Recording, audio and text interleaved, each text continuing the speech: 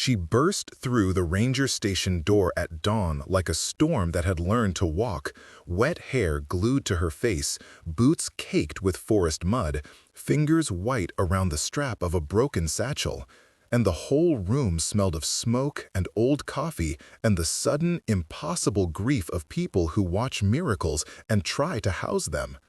Elias saw her and felt every careful promise he'd ever made to himself crack open. The promise to be brave, the promise to follow, the promise he had failed to keep 2 years ago when Mara had walked into the old firs and simply stopped being anyone's answer. Her cheeks were hollowed with hunger, her skin the color of winter light. She was very pregnant, the outline of the swell impossible to ignore beneath the damp wool of a borrowed coat.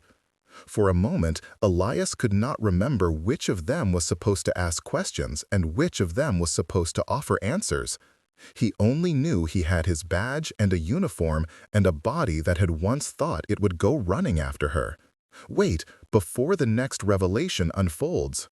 If this story has already captured your heart, let us know where you're following from. To ensure you don't miss unexpected twists, emotional reconciliations, or new beginnings, subscribe and stay connected. Now, back to the story. Mara's voice, when she found it, was a small, winded bang. "Elias," she said, and the name fell like a confession and a plea. He had not expected that. He had rehearsed an interview, a report, a set of forms he would file to make sense of an impossible absence. Instead, he had the raw human urgency of her pronouncing the one man whose shame had lived beside him like a second heart. People in the station stopped their small, sleepy movements and stared. Outside the window, the mountains at the edge of town looked like a row of sleeping giants, indifferent. Elias began, and failed. He set down the mug of coffee he'd been nursing, the steam dispersing as if embarrassed. The uniform felt heavier than it had that morning, as if authority itself had soaked into the fabric and demanded decisions before his compassion could catch up. Protocol, he knew, meant papers, notifications to higher authorities, forensic teams. Protocol meant protecting the forest and the townsfolk from anything that might disrupt the precarious peace. Protocol had been what stopped him from following Mara 2 years ago. An order to secure a ridge, a call from the station, the small practicalities of duty that can calcify into guilt if one is not careful. She blinked at him, like someone surprised to still be holding a name. "I don't remember leaving," she admitted, a useless fact that was both confession and riddle. Her hands moved unconsciously to touch her stomach, as if verifying an existence that had been provided without consultation. Elias stepped closer, his training and his old private love pulling him into a role he had sworn would never again be only personal. "You came back," he said, "because what else was there to say?" Her breath hitched, and she smiled, a fraction of a thing that did not belong to the world of town gossip and lab coats. The smile broke Elias in a way a report never could. News of Mara's return slid through the town like sap, thick, sticky, inevitable. The bakery owner set aside loaves for her without knowing why. The priest closed his briefcase and left his sermon half-finished. At the hardware store, a knot of men argued about whether a pregnant woman belonged under state protection or church counsel. The town split along familiar fault lines: superstition against science, folk memory against municipal law, pity against fear. Some believed in the Omo Paduri, the old forest guardians whispered of by grandparents and carved into the weathered shutters of cottages. They said the forest took what it needed and sometimes returned its deaths in ways no ledger could document. Others whispered of hoaxes, of broken minds, of opportunists in the city who would arrive with microscopes and cameras, hungry enough to take a child's name and make it their own. Within 2 days, Annika Rusev arrived, stepping out of a rental car with a leather bag and a press badge clipped to her coat like a talisman. She wore the kind of smile that had been honed by grant committees and university lights, assured, curious, contained. She introduced herself as an ethnobiologist, and her voice suggested both a translator and a predator. "Dr. Annika Rusev," she said, letting the syllables fall into the station as if setting a net. She unpacked brochures, a polite subpoena, and the confidence of someone accustomed to turning stories into footnotes and headlines. "We need to document this," she said. "We'll need samples, interviews, time in the field." Elias watched Annika with a chest tight with rivalry he hadn't expected. He could see the calculations in her eyes, the way a miraculous return with a pregnancy would become a study, perhaps a paper, perhaps a funded project. He thought of pattern and precedent, of teams who came to remote places to collect details and leave tours and footnotes. He saw the possibility of Mara becoming a public exhibit, a case study that would feed journals and lecture halls. He thought of his own authority. The badge could make decisions about access, about who saw Mara and who did not. The law gave him a duty to protect citizens. The forest gave him a duty to conserve. Mara gave him something more tangled, the stimulant of guilt braided with something like hope. Mara's reactions were not the desperate, cinematic ones Annika expected. She could be measured in a way that made the scientist hopeful, and then, just as easily, rupture the hope into something messy. At the lodge, Elias tried to make a room for her that felt like shelter rather than a cage. Blankets folded with careful hands, porches swept, a kettle boiled as if those small domesticities could stitch a person back together. Mara put her hands against the panes of the window and watched the firs, as if listening for a voice. She spoke smaller now, revealing shreds of a language no one in town understood, and then denying it had ever happened. She drew patterns with the tip of her finger on the wooden table, circles and crossing lines, like old sigils turned domestic. "They were not monsters," she said once, before covering her mouth. "They were not what you say." "You disappeared into that forest," Elias said, because he needed to fix the night with facts. "We searched. We looked for you." His words sounded both like accusation and apology. Mara's laugh at that was bitter as spruce smoke. "You followed your orders," she said. "I made a choice." It was not the absolution Elias wanted. It complicated the neatness of blame. It implied that there had been agency, a walk into the trees that was, perhaps, an arrival as much as a vanishing. At the town meeting, people crowded the hall until the heat felt like another body in the room. The mayor spoke in measured tones, trying to shepherd fear into bylaws. The baker's wife crossed herself openly. An older woman, Antonia, who had been alive when the last whispered pact had been made, sat with a wreath of pine cones and the look of someone who had always known the forest kept accounts. "The Omel Paduri have been watching us," she said quietly, and it was as if some old ledger had been turned. "They are not done with their debts." Others hissed and called for the priest or for the authorities to remove what they considered a threat. A younger man shouted that the child would be studied, caged, used. Fear made people Protestant about miracles, either holy or hazardous. Annika moved through that fear like a bright, economical light, making notes and asking questions.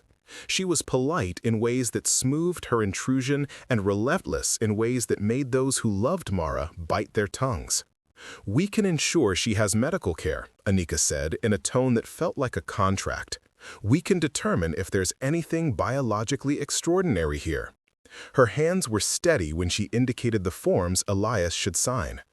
Elias felt the itch of the badge's power. He could deny access, claim jurisdiction, keep control. He felt the tug of another role tugging at his sleeve, the man who had watched the woman he loved walk away and had not followed. He could keep Mara safe in the lodge and cut off access to scientists and reporters. Or he could permit the world in, let the lights and lenses come, let her become a subject of study and, possibly, a headline. Mara's voice had its own terms. She refused, quietly, to be a thing observed. "Not letters on paper," she said once, looking straight at Anika, who flushed ever so slightly. "Not tests." It was not a refusal of help as much as a refusal of being made small. "I want to remember," Mara added, and there was an almost invisible plea in the way she traced her belly. Remember for whom? For the forest? For the town? For the child she carried? The question felt dangerous in the silence that followed. Elias tried to mediate with the clumsy tenderness of someone who wanted to fix what he'd broken with authority and with presence. He instituted visiting hours at the lodge. He barred reporters from taking photos.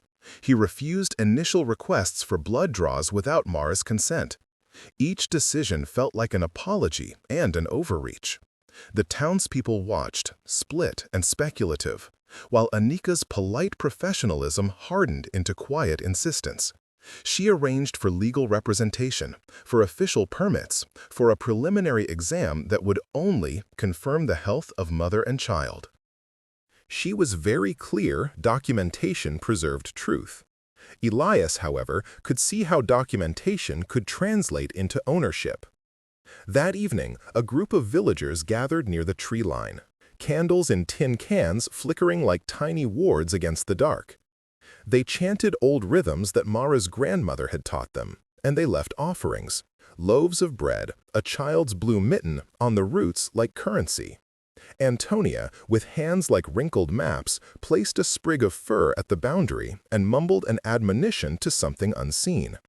It was both prayer and contract. Do not take what is not yours. Take only what is needed.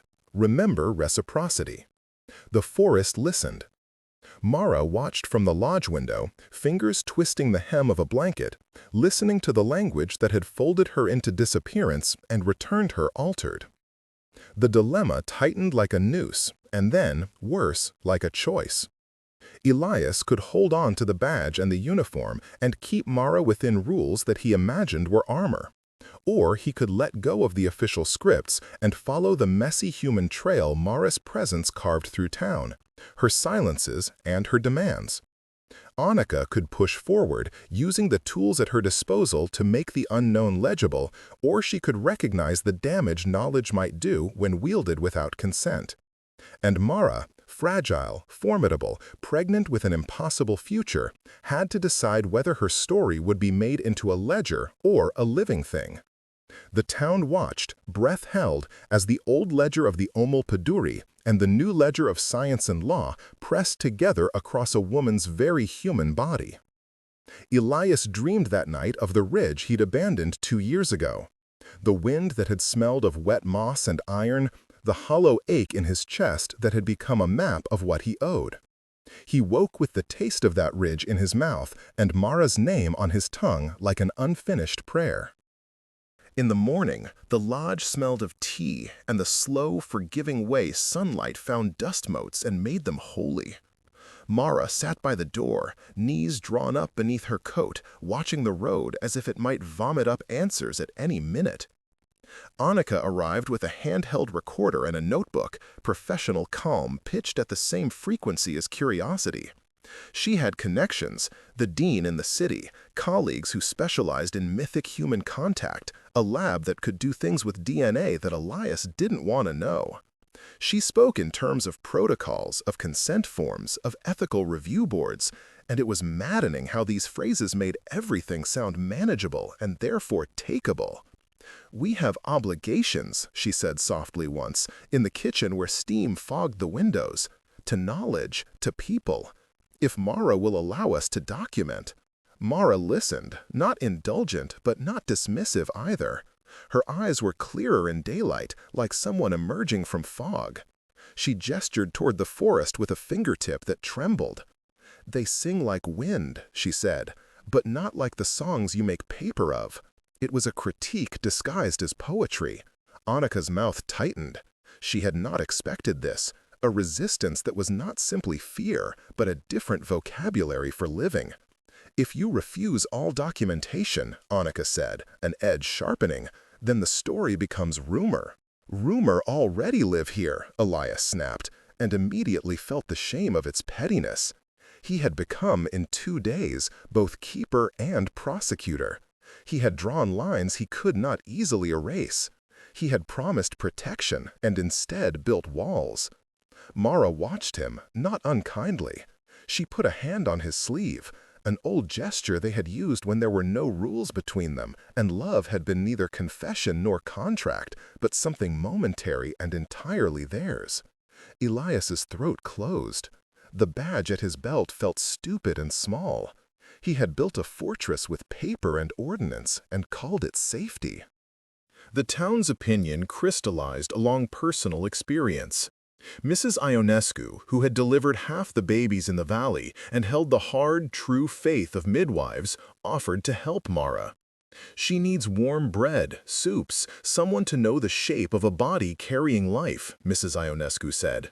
She arrived at the lodge unasked and began to lay out jars of herbs and steaming bowls as if cooking could stitch the world back into place. She did not ask where Mara had been. She only spoke of what a woman should be offered. In that practical tenderness, there was no science, no superstition, only a skill gifted across generations.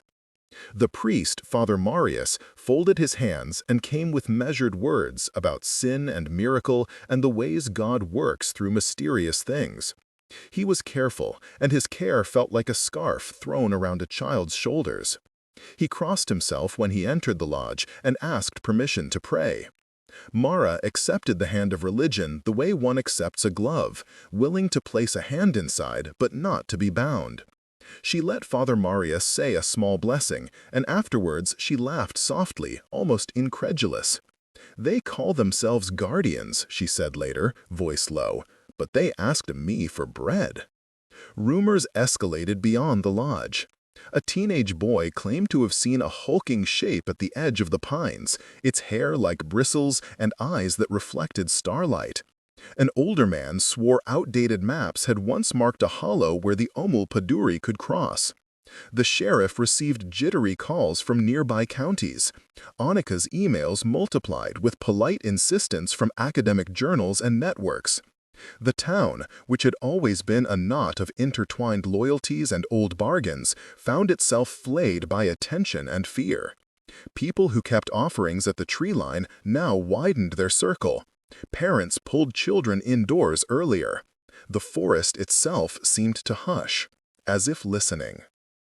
Mara's memories came in the way things come when a river remembers the shape of a valley, slowly with erosion and clarity alternating. Small details arrived first: the smell of damp fur, the taste of a berry she could not name, the exact cadence of a voice that had taught her an old counting. Sometimes she would wake in the middle of the night and repeat a string of syllables that made Elias look up from the doorway, hollow with worry. Once, with the fire low and wind pressing at the shutters, she told him about a tree with a hollow like a mouth that had given her shelter. It breathed, she said, and leaned into the memory like someone leaning into an old wound. It hummed a tune that lived in the bones. These were not the sensations of a mind fractured by fear. They were not the glitter of psychosis. They were the soft imposition of a life very different from the one she had known. An existence of reciprocity with beings older than the town, whose laws were spoken in moss and in the slow trade of favors. Mara remembered bargains. A promise of water for a clear spring, a sketch of a child's laughter returned in the shape of a song. She remembered a naming that was not possession, but invitation. They had called her one of their own, and she had learned in return to listen. But listening was not the same as surrender. The most dangerous aspect of Mara's return, for Elias and Annika and the town, was her insistence on choosing what to reveal. She would allow Dr. Ionescu to check her blood pressure and take the pulse of the child inside her, and yet she refused a full battery of samples. She would answer questions about the forest in riddles and gestures, and then insist on silence about certain places. At the meeting with Annika and Elias, sitting around the kitchen table with mugs that steamed like the world might be warmed by plain human heat, Mara said, "I will tell you stories. I will tell you what they allowed me to learn. but their names are ours to keep. Anika, who had staked her career on translating the unknown into publishable knowledge, bristled. "If you cannot allow a proper study," she said, tapping a pen against her notebook, "then we cannot verify anything. We cannot secure funding to protect you if there's no data." She smiled then, the academic smile that tries to be reasonable and ends up sounding like a trap. Elias watched her and felt the distance between the urge to know and the capacity to care. He saw a future where Mara's child was discussed in panels and dissected in footnotes, and his stomach turned. What if protection is not the same as ownership? Mara asked quietly. What if the way you keep something safe is by letting it be whole? Her question hung in the air like smoke.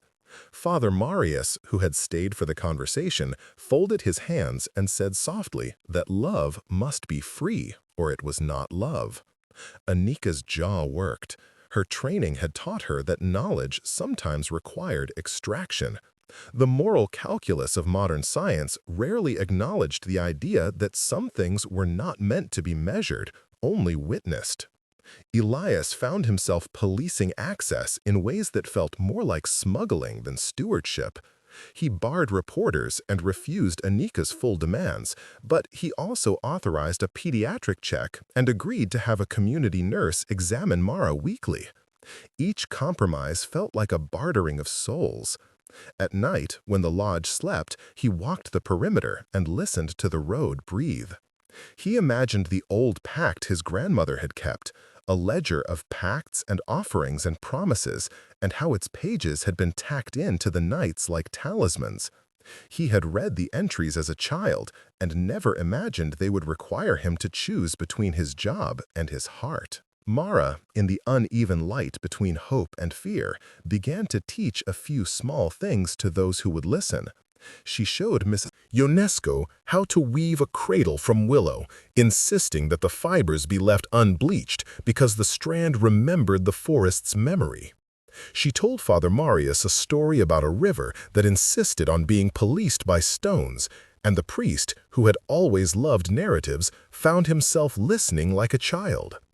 Even Anika, who kept her notepad closed most evenings now, found herself watching Mara with something like reverence at times, watching the curve of her hands when she spoke of reciprocity, the fierceness that glowed like coal behind her eyes. These small lessons had an effect. They made some townspeople soft in ways that science could not calculate. But other forces pushed back. A group of villagers grew terrified enough to plan a procession to the tree line to demand that the guardians be placated or banished. They argued that a child whose parent had vanished into myth could not be allowed to roam the valley unmonitored.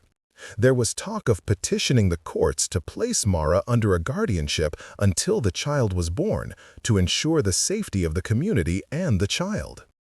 Anika, torn between professional obligation and something that felt like guilt, suggested a mediated agreement, strict limits on access, a clinical presence that would ensure health without harassing. Elias heard the words and felt them split his bones. Legal guardianship was exactly the sort of paper prison that would keep Mara safe from the press, but also from herself. Mara, who had faced the dense and ancient logic of the forest, reacted with a clarity that astonished them. "You will not take my child," she said, and the sentence had no room for negotiation. It was not a threat so much as a declaration. She explained that the child had been part of an agreement, of a reciprocity that did not translate to cages or laboratories. "They are part of the valley," she said, "not a study." For a long time, the room stayed quiet except for the kettle's slow whimper. Elias realized then that his badge and uniform had been protecting him from himself. He could draft policies and cite statutes. He could point to precedents and responsibilities. But he could not, without treachery, sign his name to a document that would fracture Mara's agency. He had failed once before when fear and protocol had seemed to be stronger than his own heart. He could not fail again. The choice unearthed a terrible honesty. Sometimes protection demanded the humbling of one's authority, the willingness to let go of control and instead offer presence. When the procession to the tree line finally came, it was neither a riot nor a prayer, but a messy human thing. Torches bobbed like restless stars. Antonia led with her sprig of fir, her hand steady. Mara, unshod now and swathed in a borrowed shawl, walked at the center of the crowd, her belly visible like a banner. Elias stood beside her, by order and by love, and when the first murmur of fear rose from the crowd, he lifted a hand not as a badge but as a shield. The forest did not answer their torches with thunder. It answered with a hush, as if listening to an old argument and mapping the new terms of the contest. Somewhere deep within the firs, a branch creaked like a throat clearing. Some among the villagers dropped to their knees and began to pray. Others drew back. Annika, standing at the edge with her recorder forgotten in her hand, felt the particular and untranslatable chill of being confronted with the living thing she had wanted to pin to paper. Mara stepped forward alone into the tree line, and the air itself seemed to bow.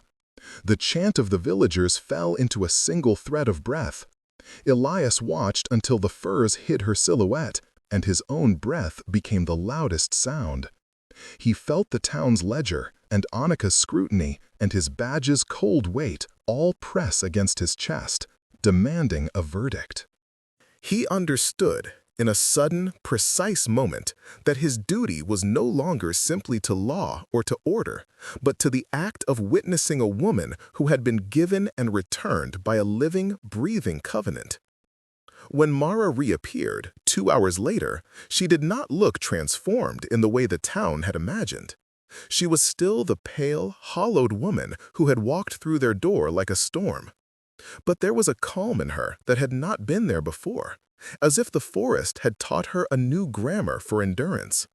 She did not announce bargains or demands. She simply said to Elias and to Annika and to the crowd that had followed like an anxious tide, "They asked for notice. They asked for the promise that we would not make their children into curiosities. They asked for reciprocity. I promised." The statement was a verdict and a pact. It gave the town something with edges rather than a rumor with teeth. It asked of them a kind of humility, that some truths need caretakers, not claimants. Elias felt the enormity of that humility like a stone dropped into his chest. It did not break him, but it reshaped him. Annika, who had been trained to see the world as a matrix of data points, now saw instead a woman's face telling her something that could not be reduced. For the first time in weeks, she felt the raw ache of wanting to know, and the contrary ache of respecting what one was not entitled to claim. The pull and push of the town's attention did not evaporate. There would be legal questions, angry petitions, instruments of science that demanded answers. But Mara's return had forced a new term into the valley's ledger: consent. It would be a hard lesson to teach a place that had always kept accounts with the forest in barter. Yet something in the way Antonia folded her hands, and in the way Mrs. Ionescu hummed as she arranged herbs, suggested the slow work of a different kind of care. That night, in the lodge, Mara and Elias sat with their knees close and without notes between them. He held her hand the way a man holds bread, deliberately, with gratitude. She traced the scar at his palm from a childhood fall and smiled, a small, private concession. Neither spoke of the town's meetings, of subpoenas, or of headlines. They spoke about smaller things, about a tree whose roots had kept a child's toy for 2 winters and returned it like a promise, about the way the fir scent made Mara's childhood song rise like steam, about whether their future could be measured in ordinary tenderness or whether it would always be bracketed by the extraordinary. Outside, the firs breathed in the moonlight and exhaled stories into the valley. Inside, Elias learned the difference between protecting a person and possessing them. Mara learned, in the shaft of his presence, that she could ask for the world to be gentler, and that gentleness sometimes required fierce boundaries. Between them, an uneasy peace settled, not the exhausted truce of defeat, but the brittle, hopeful beginning of trust. Annika sat at the small kitchen table with her recorder turned off, pen down. She listened to their quiet and felt something like apology rise in her throat. She would find ways forward, ethical proposals, mediated agreements, careful studies built only on consent. She might lose whatever acclaim she had hoped to gain. She might gain something of an integrity that mattered more. The town had not rewritten its ledger entirely. Fear still lurked in whispers, and there would be men who wanted to claim the story.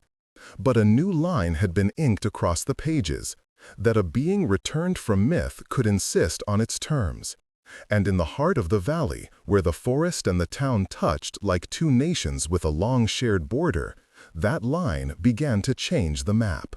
The first fracture came in the small hours, not with thunder, but with a single deliberate knock at the lodge door that sounded like the breaking of a bone. Elias opened to find Annika, cheeks flushed from the cold, eyes rimmed with the fatigue of someone who sleeps poorly between ethics and ambition. She carried a thin envelope and the quiet steadiness of a woman who had rehearsed doing the right thing in private but had always been pulled by public demands in daylight. "Elias, we need signatures," she said without preamble. "Legal counsel suggested temporary custodial paperwork, just while the baby is born, medical reasons. It's standard in cases where unusual circumstances could affect a child's health." The words were precise, clean as scalpels. Elias felt them cut. He had imagined Annika as a rival, yes, as someone who might exploit a miracle, but he had not imagined she would move toward guardianship, papered, polite, a velvet glove around Mara's autonomy. "Mara will decide," he said, the phrase an oath, the badge of his belt suddenly heavier than law. "You can ask, but you will not force." Annika's face hardened in a way that made Elias understand how identity could calcify into an argument. "If something happens," she argued, "if the child needs immediate medical intervention, guardianship simplifies decision-making. We can't risk delay." "It wasn't your body in the first," Elias replied. "You didn't learn their rhythm of giving and taking. You cannot decide on its behalf." His voice rose in a place that had nothing to do with policy and everything to do with a man remembering what it meant to be human and to fail at it. She folded the envelope and looked at him as if cataloging. "This isn't personal, Elias. Think of the broader good. This is a chance to learn." "A chance to steal," Elias interrupted, "to make a child a specimen on a shelf." Annika's mouth tightened. "You dramatize." "Only the truth," he said. Her hand trembled just slightly when she pressed the papers into his grip. "Then let her refuse," she said. "But you must think pragmatic. The legal counsel is—" "Don't use the word pragmatic," Elias snapped. He shut the door with his heart pounding like a trapped animal. In the dark hallway, he pressed his forehead to the wood and realized the walls had names. Duty, love, shame. They had always been architecture he moved through, but now they were the trial itself. When he crossed the room to the cot where Mara slept, he found her awake, fingers pulling at the blanket's fringe, eyes unanimous with the moon. She listens to him with that infinite patience people sometimes give to children and saints. "You argued," she said softly, "and in that small admission, 1,000 old things rearranged." "I nearly signed to keep you safe and lost you," Elias said, settling onto a chair. "I nearly placed you in papers and called it care." Mara's laugh was a thin, honest thing. "They ask for a ledger," she said, "so they can sleep." She put a hand over his, her skin cool against his palm. "Do not let them sleep on my back." The next morning, a small band of villagers, half fearful, half zealous, gathered outside the lodge with a petition and torches. They demanded transparency and threatened legal pressure. Antonia, who had once been a keeper of bargains at the tree line, stood between Mara and the crowd like an old tree trunk. "You do not know this woman's terms," she told them, voice like gravel. "You keep your offerings and your respect, or you go home." The crowd's murmur rose like surf. Someone shouted about children and study and science. Someone else cried out that the Omopaduri should be appeased by ritual, not courts. Underneath it all was the old human commerce between fear and power. Fear wants laws. Power wants certainty. Anika arrived with more than paper now. She had a colleague, a nurse from the city, who could be framed as medical support. The nurse's hands were competent, her white coat crisp. She spoke with a tone that suggested help, but brought with her an inventory of equipment that made the lodge look suddenly clinical. The sight of stainless steel and vials made Mara recoil like a bird at a thrown stone. She stood at the window with her fingers pressed to the glass, watching as obligation and curiosity fraternized on her doorstep. "Consent matters," Anika said, softer this time. "We can do an agreement. We can ensure the baby is healthy. We can be careful." Mara looked at her then, and for a second the scientist in Anika saw something she had never accounted for. A woman who had been taught the grammar of bargaining by beings older than courts. "If you wish curiosity, go to the hills," Mara said. "If you wish to help, then come with bread and with blankets and with nothing else. Sit with me and wait. Learn the things we will allow, in time." It was a rejection dressed as grace. Anika's jaw worked. She had plans and grants and tenure. The refusal was a crack in the glass of her ambitions. She nodded, at least outwardly, and the nurse unpacked a thermometer. Days blurred into a tense stasis. Anika hovering at the edge of what Mara permitted. Elias refusing to sign away decisions. Villagers shifting like weather. Tensions accelerated when a county journalist, having bribed a disgruntled ex-shopkeeper, published a sensational account that framed Mara as both miracle and threat. Photos taken from a distance, grainy, unauthorized, spread. The tabloids sniffed. The town's fragile serenity shredded into gossip, and the press pack's arrival turned the valley into a stage. Cameras prowled like animals. Reporters asked blunt, rude questions. A cameraman tried to peer into the lodge window and scraped his arm on the porch rail when Mara, in a sudden movement, threw a pot of boiling tea, and not at him, but into the earth, as if to send steam prayers toward the pines. That night, a group of restless men gathered with lanterns at the tree line, arguing among themselves about prevention and sacrifice. Some wanted to post watches. Others muttered about binding the furs with ribbons and nails. Elias heard of it and followed, badge forgotten, heart a compass needle toward danger. He found the men arguing and realized the argument had nothing to do with law. It was ancestral fear wanting modern vocabulary. "You think the forest will come and steal?" one man asked, his hands shaking. "You think a child will be taken?" Elias looked at him, at the lantern light cutting hollows into the men's faces. He thought of Mara, of the way she had laughed when the priest blessed her, and how she had taught Mrs. Ionescu to weave cradles from willow that remembered the wood's own mothering.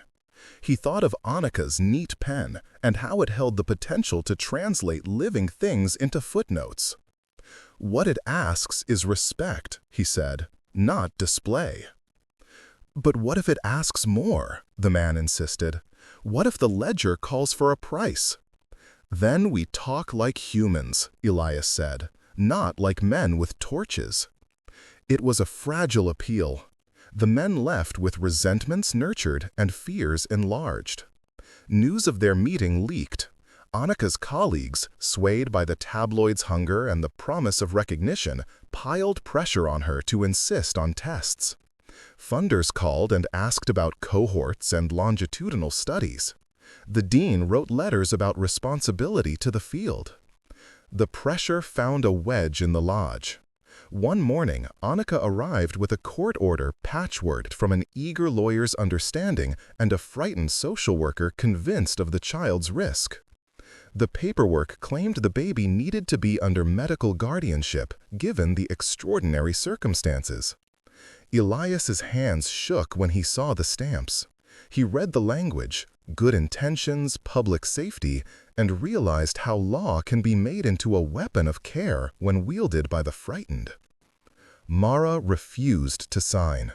She sat at the table, palms flat, and held the gaze of every person facing her. "You cannot translate my consent," she said. "You will not sign for me what I refuse." Annika hesitated. Papers lay between them like a moat. Her dream, years of study, late nights, peer citations, flickered into an image of a child she had not seen, a data point with a living name. The scientist in her wanted to press, to make reproducible the miracle. The human part of her felt the other kind of ache, that old dissent that rose like tide. In the end, Annika erred on what she believed her duty to be. She placed a motion with the county to petition for temporary guardianship, citing the community's unrest and possible health considerations. It was a bureaucratic arrow, polite and judicial, fired at a woman who had already survived the wilderness. When the petition was filed, the lodging of it created a rupture that felt less like a crack and more like a cliff. Antonia spat in the road.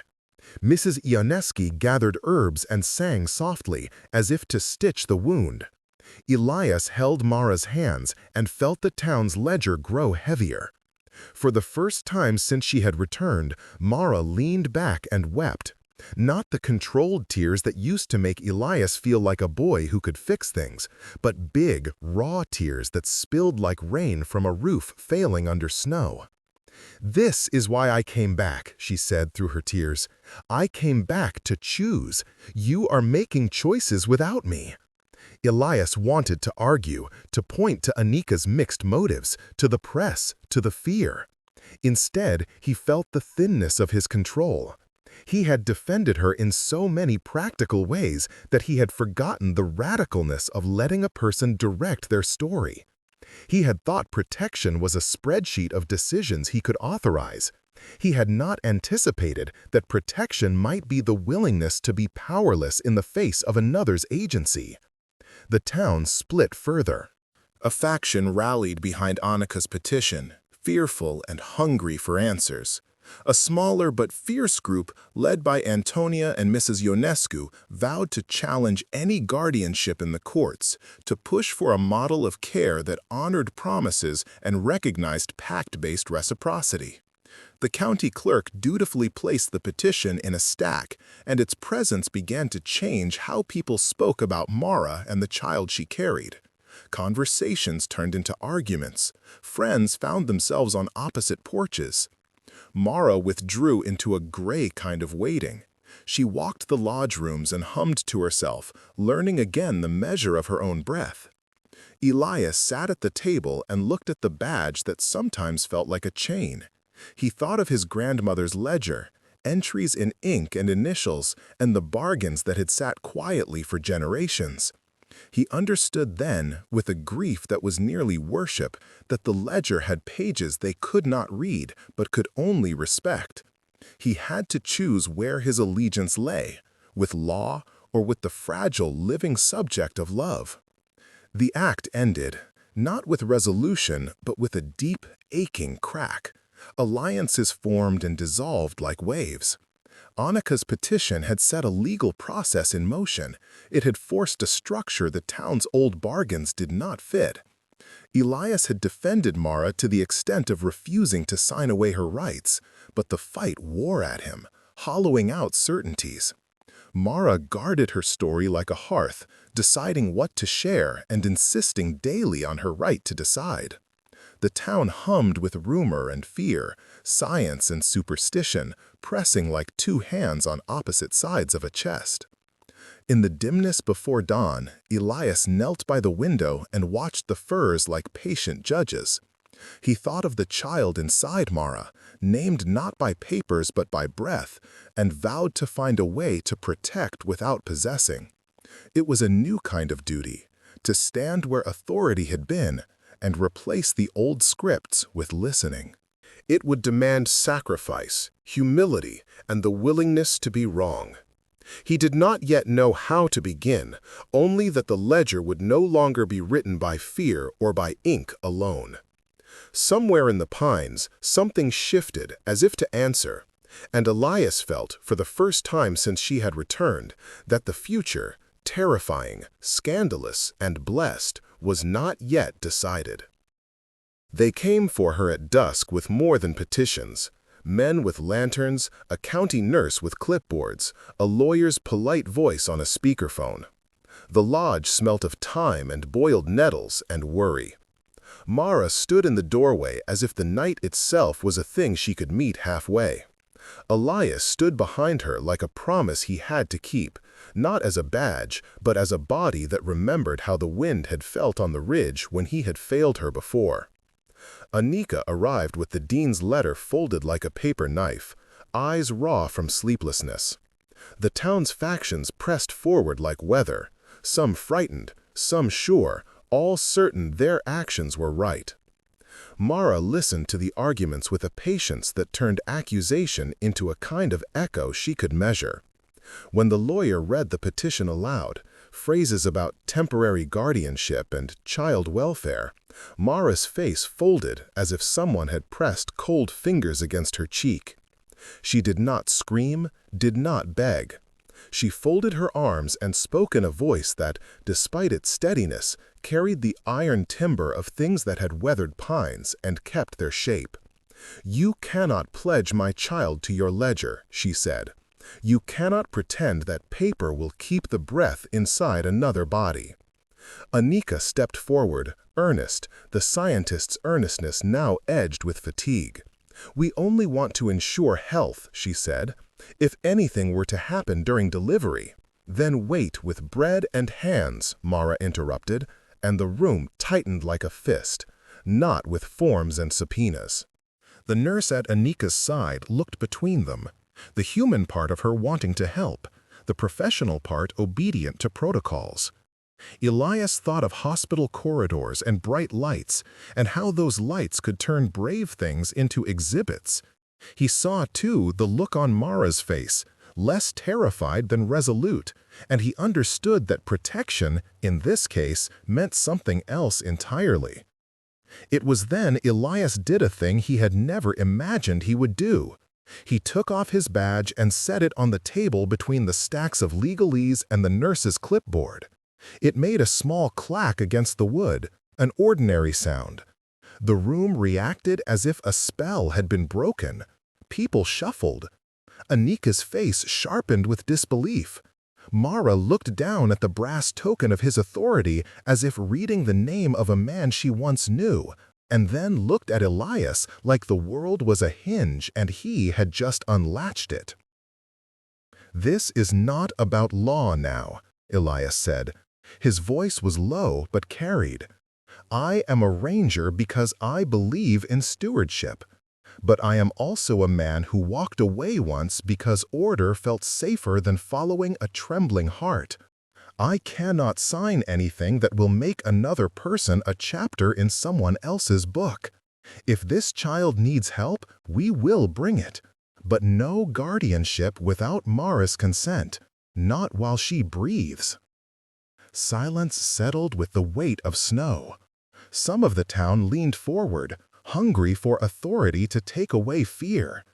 Others, those who had knelt at the tree line with offerings, felt something like relief, that a man of law had chosen listening over coercion.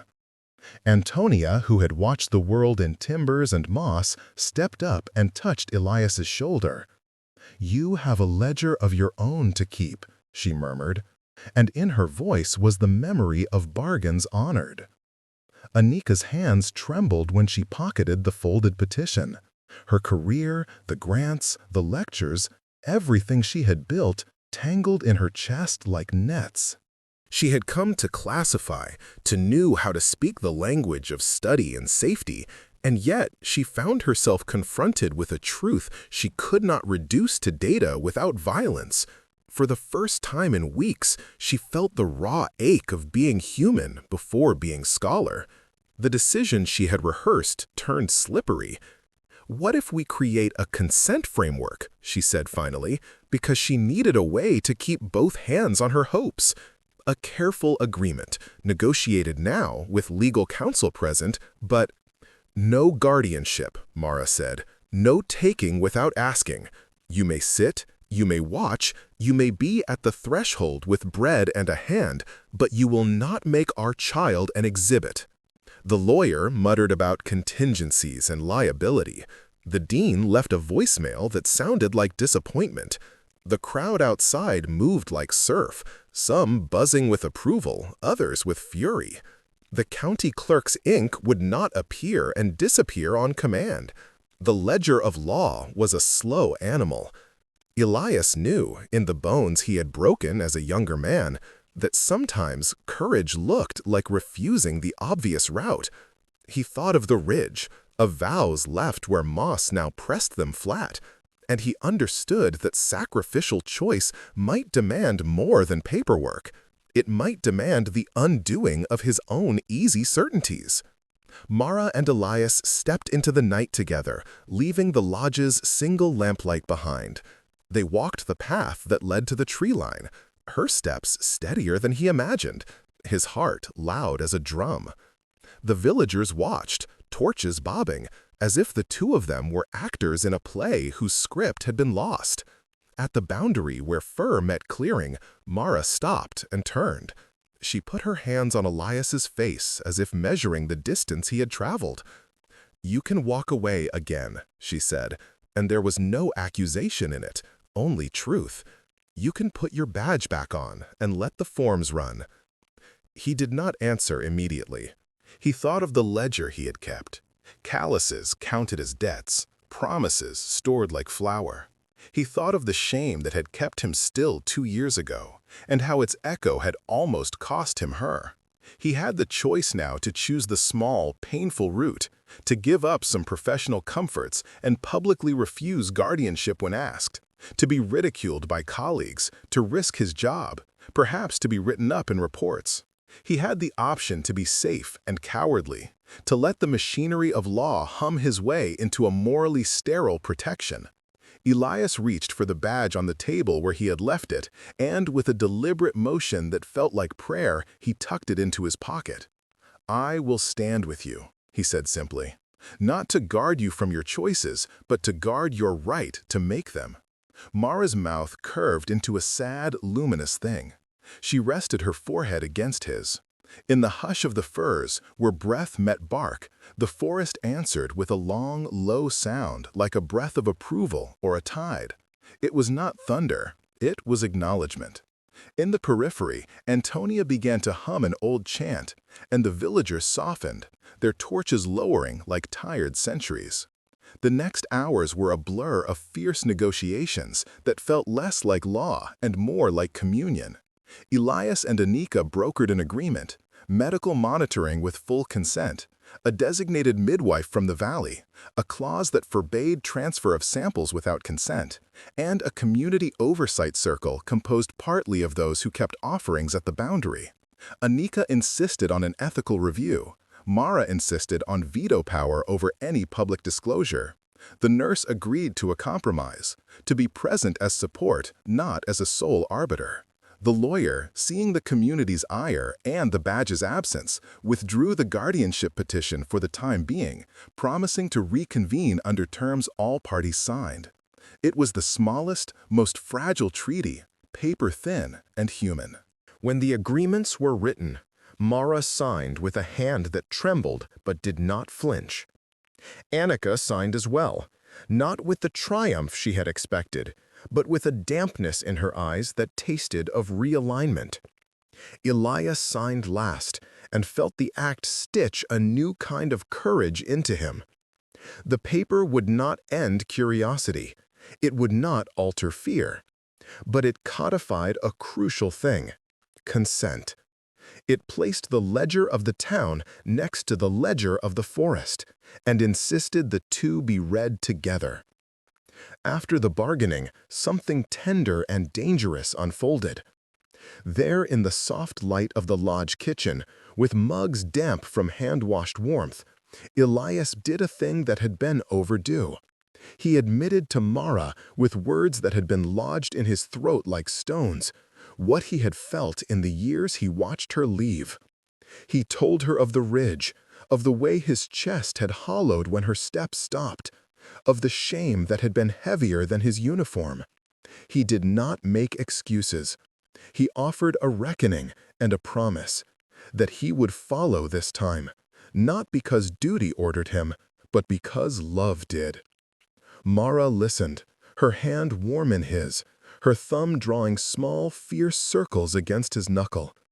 When she spoke, it was not absolution, but a claim. "I went into the forest because the language there fit the silence I had," she said. "I came back because something in me wanted the child born where bargains were kept and choices allowed. I do not want you to be my jailer, Elias. I want you to be the man who refuses to let anyone steal my child's story." He answered by doing the simplest thing he had learned was sometimes the bravest. He relinquished his control. He promised to be present, to listen, to defer to her decisions, and to stand between her and those who would overwrite her. He knew the cost might be his career, the community's scorn, or the dean's ire. He rose to meet it, because what lay before him, the shape of a woman who had crossed thresholds, the child she guarded in a body like an ember, mattered more than any paper with his name on it. Outside, a wind moved through the firs like a blessing. Inside, offerings of bread and willow sat close at hand. And the early watch before dawn, Annika sat alone on the lodge steps and watched the valley hold its breath. She had not gained the neat conclusions she had wanted. Instead, she had found a harder thing, an ethical boundary she could honor. It cost her prestige, perhaps, but it gave her a clarity she had not known she needed. The night closed around them with a new kind of hush, not the wary silence of people who had secrets, but the quiet that follows a sacrament. The ledger of law and the ledger of the forest had been pressed together, and for a moment both read the same word: consent. It would not fix everything. The town would argue, the press would murmur, and fear would wobble in the bellies of some. But the pact they had made, flimsy and human, offered a map. It asked that respect, not possession, be the principle by which they lived. At dawn, Elias carried a small basket toward the tree line. In it, bread and a ribbon of willow, and a note written by Mara: no legalese, only a string of simple truths. She walked beside him, silent and sunlit, a presence both fragile and terrible in its insistence. They reached the boundary and left the basket beneath the same old fir where offerings had always been placed. A new item in an ancient ledger, not a claim, but an exchange. Elias set his hand on the tree's rough bark and, for the first time in 2 years, felt the weight of responsibility shift from proving his authority to keeping a promise. He had given up the badge that night, but he had not given up his willingness to stand and to suffer for the person he loved. Mara rested her head briefly on his shoulder, and the firs answered with a slow green sigh that moved like an embrace. In that hush, among the gifts of bread and the murmured songs of those who kept old bargains, the valley felt, perhaps for the first time, that its future could be negotiated with gentleness rather than fear. Morning came as an apology. The valley breathed, and with that breath the town rearranged itself around the new rule: consent first, curiosity second. The petition was withdrawn for now. The legal machinery retreated into its slow organs. Annika stayed, not as a conqueror, but as a witness and a student, bringing thermometers and good tea, learning how to sit with questions until they softened. Mrs. Ionescu kept watch with soups and willow cradles. Antonia led rituals at dusk that felt less like superstition and more like civic law. Elias returned to his patrols differently, uniform on his back but humility in his pockets. He taught the younger rangers to record not only animal tracks but also the small human habits that kept a place livable. Who left bread at the tree line, which children found frog eggs, which elders remembered names. He spoke plainly to the council about listening and about how authority can become violence when it forgets to ask. Some reprimanded him, others listened, as if learning a language they had not been taught. Mara nested into a small network of chosen keepers. She named the midwife who would be present, drafted a birthing plan that refused cameras and samples, and agreed to weekly health checks performed only with her consent. She taught a handful of villagers the words the forest had offered her, phrases that were less grammar than agreement, so that the valley could remember reciprocity as a practice, not a myth. Annika published an essay months later that was careful and chapped with humility. It spoke of boundaries, of consent as data, and of the limits of classification. She lost a grant, but gained something she could not put a price on: integrity. The tabloids left eventually. Curiosity decayed when it found no easy trophies. Some grudges remained, fear, olive green and stubborn. But a new calendar grew up beside the old ledger. Nights for offerings, days for midwifery checks. A small council that paired a lawyer with an elder and a nurse with a keeper of songs. When the child was born, it was with willow, warm hands, and witnesses who had promised not to speak without consent. They named the baby for the valley, a word that tasted like river stones and bread. Elias held Mara's hand through the birth, not with the certainty of a badge, but the steadiness of someone who had learned how to follow, always.